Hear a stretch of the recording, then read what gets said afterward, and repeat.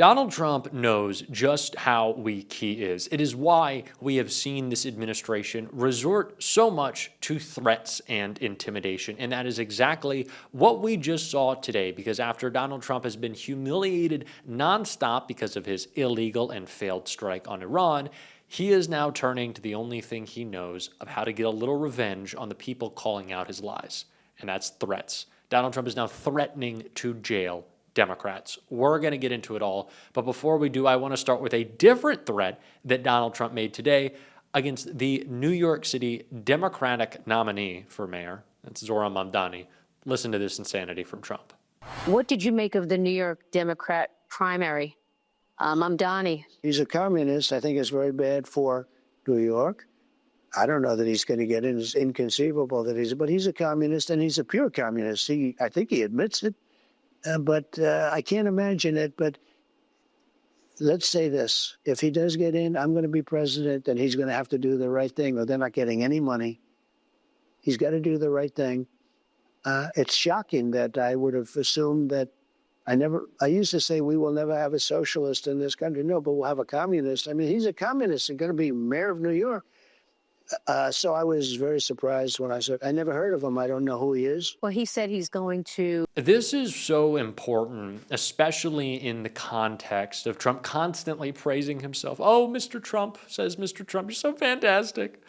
For what he did for North Carolina, Donald Trump rejected their FEMA funds, but stating that your political disagreement alone is your justification for not sending federal funds to New York City is exactly the type of fear-mongering Donald Trump tried to paint Joe Biden in.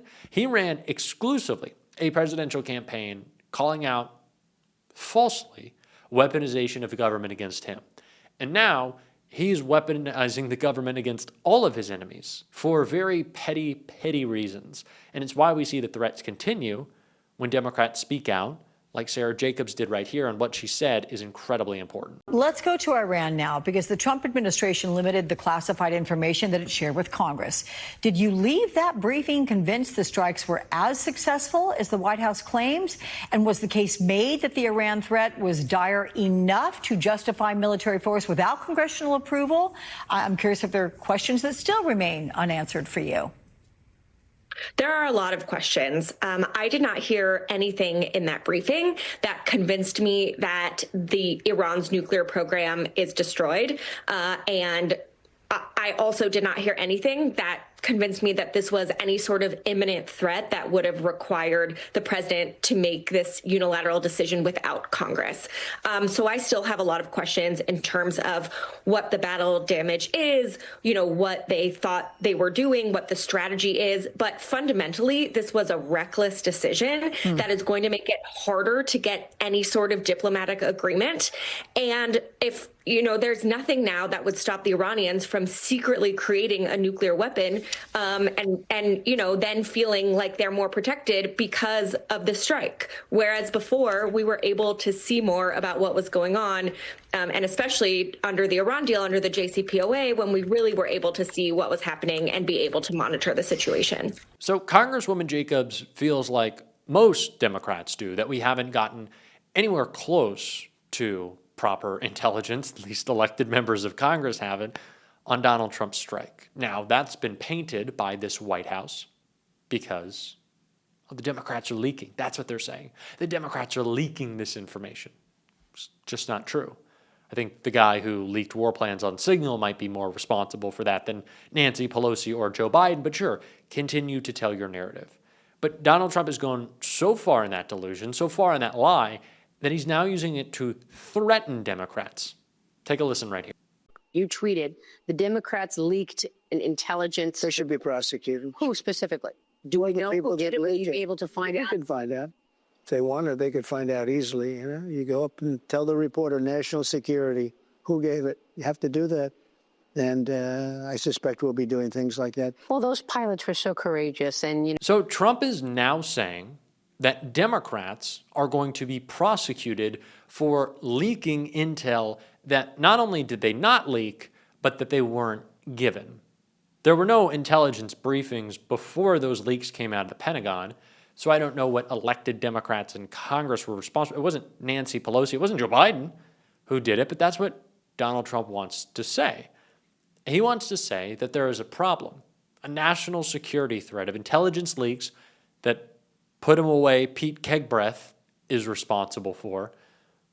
And he wants to attribute that to Democrats, of course, to cover up for his own lies, but so he can threaten them with prosecution, send them to jail. He's doing it right now to a congresswoman in New Jersey for doing her job of oversight. Democrats want information. Donald Trump thinks that's a crime.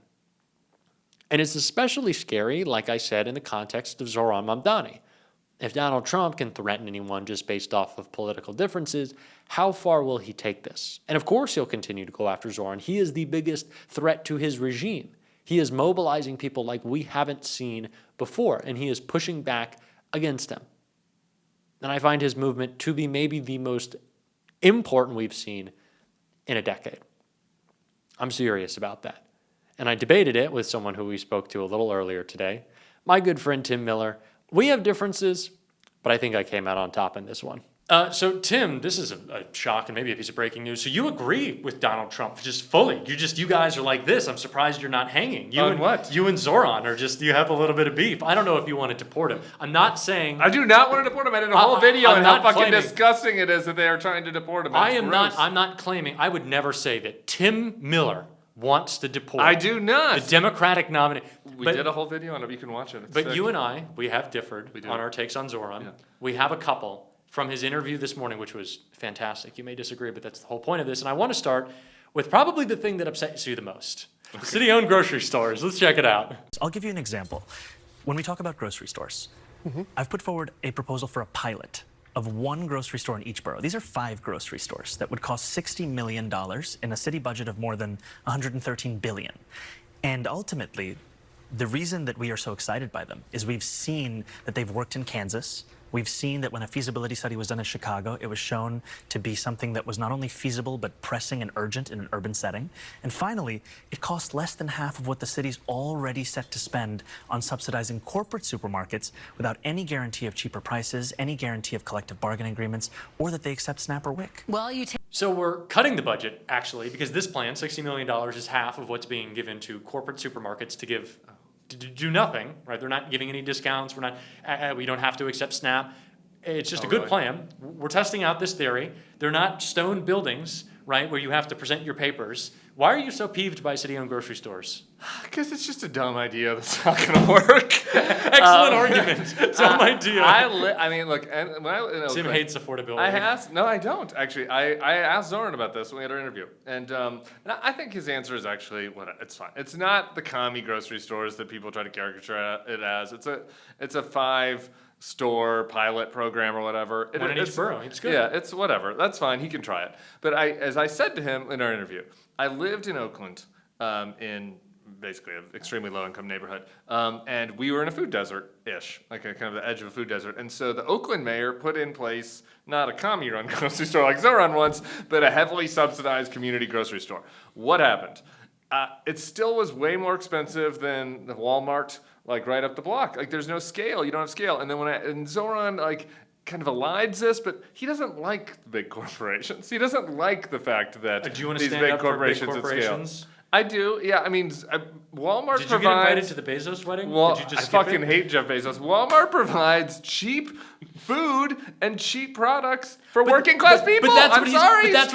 For them. Fundamentally what you've missed is that what he's talking about is this doesn't just address the problem of affordability, but it's also addressing the problem of food deserts. The very issue that you're raising is what he is trying to actually fix. Yeah, And he has a plan. This is not the Band-Aid that covers it all. This is 5 a step. grocery stores are going to solve the food deserts. Well, Tim, what if he said it was 50? Would you feel better about it if it was 50? No, I So don't. you want it to be 5. Well, no, I think I finally got Tim agree. That is a stamp of approval. We're doing 5 He can try the stores. 5. This is what I said. He can try the 5. If it works, I'll come back on your channel in 5 years and whatever, and I will apologize. But it's not going to work. It's a dumb idea. Well, it might be 5 months when you're coming back on. But let's see how you feel about this claim that Trump made about Zoran. I disagree. I haven't seen it yet. Well, let me ask you about what Donald Trump, the president of the United States, has had to say. He's had a lot to say about your campaign. He called you a communist. Because he's the president, I want to give you a chance to respond directly to him. How do you respond? Are you a communist? No, I am not. And I have already had to start to get used to the fact that the president will talk about how I look, how I sound, where I'm from, who I am, ultimately because he wants to distract from what I'm fighting for. And I'm fighting for the very working people that he ran a campaign to empower that he has since then betrayed. And when we talk about my politics, you know, I call myself a democratic socialist in many ways inspired by the words of Dr. King from decades ago, who said, call it democracy or call it democratic socialism, there has to be a better distribution of wealth for all of God's children in this country. And as income inequality has declined nationwide, it has increased in New York City. And ultimately, what we need is a city where every single person can thrive. All right. So you're on Trump's side here, right? It's a good talking point. No, Trump is an idiot, and Trump did put racist comments out about Zoran and insulted his looks. I don't think he's as handsome as you do, but whatever. I don't think you should be insulting his looks if you're the president of the United States. Here's the thing. I wish that the Zoran fanboys and girls like you would just be accountable though for what he has actually said. And it's about, what he's saying now makes a lot of sense. What he's saying on what he said on my show, what he's saying on my show, you could tell that he was trying to reach out to people, and I appreciate that. I think that's good. Hopefully, he'll be a mayor that's more reflective of what he's saying now than what he said on Twitter in 2020. But he literally posted a tweet where it was like, "This is the kind of mayor we want," and it was a communist, and it was a state. The tweet that he was quote tweeting was a communist mayor. He sent all kinds of weird tweets. He talked about how defunding the police is queer liberation. He shouldn't have said crazy shit in the past. If he doesn't want people to bring it up, he shouldn't have said crazy shit. Or maybe he does believe that, and it's hard to say. All right, so that's my issue with Zoran. Tim ODC, and we're just gonna scroll what you were saying around 2009, and we're gonna peruse. Okay, but here's the thing. You're not running for mayor. I'm not running for mayor, but I also have explained my evolution, and he doesn't really. He kind of elides it. He's kind of, and uses new language now that he wasn't using in 2020, wasn't using in 2016, and that's fine. I don't hate Zoran, but it's not exact, queer liberation, police defunding. It's not exactly for me. Sorry. I also do like capitalism. Sorry. Apologies. Sorry, socialist listeners. We were talking about your Twitter. You're trying to get people to unsubscribe to the Bulwark right now. This is all a plot. This is a plot. I'm going to cut this up in a really we were talking about the queer liberation. I saw it just because I was on your Twitter before this because I do research for this. Yeah. I got to do this big interview for me, obviously. I do a lot of tweets. Why did you remove the Cuck Zone from your banner? Now it's Jokic.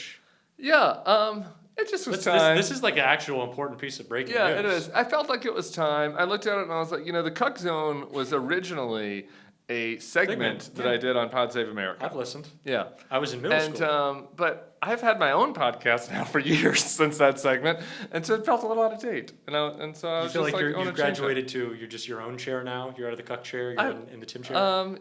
No, I think I'm probably still in the Cuck chair. And the joke was originally about how the Republicans called me a cuck-servative.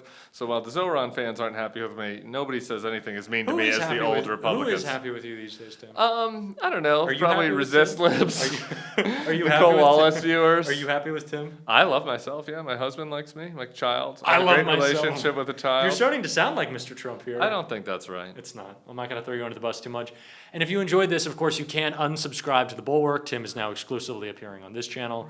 We're going to work out a deal. Can I just say, I do like Zoran better than the guy with the beret that's running on the Republican ballot. The cat guy in New York. So this is Curtis funny. Sliwa. I think he lives I think he's a domestic terrorist. Is it just because of the hat? Would you feel better if So here's the thing. I'm going to pull up a picture of this because we're going to get into it for about 30 seconds because Tim's got to run because this is just not that important. I'm not Nicole Wallace. But this guy has, I think, 12 cats in a studio apartment. Yeah. And he said Gracie Mansion, which I've never been to yet because I'm not mayor yet. We all can hope. But he said it can fit up to 60 cats, which I don't understand the cat math. If it's a mansion, you're going from studio apartment to mansion. Do you think we can bump the cat numbers up? Do you have thoughts on that completely out of context? I'm just How many cats trying do you to think think is about too the much? square footage of what. I think the good news is we're never going to have to find out how many cats you can fit in Gracie Mansion. And that's why you're the professional. Thank you, Yeah. Tim, for joining us. See ya. y'all soon.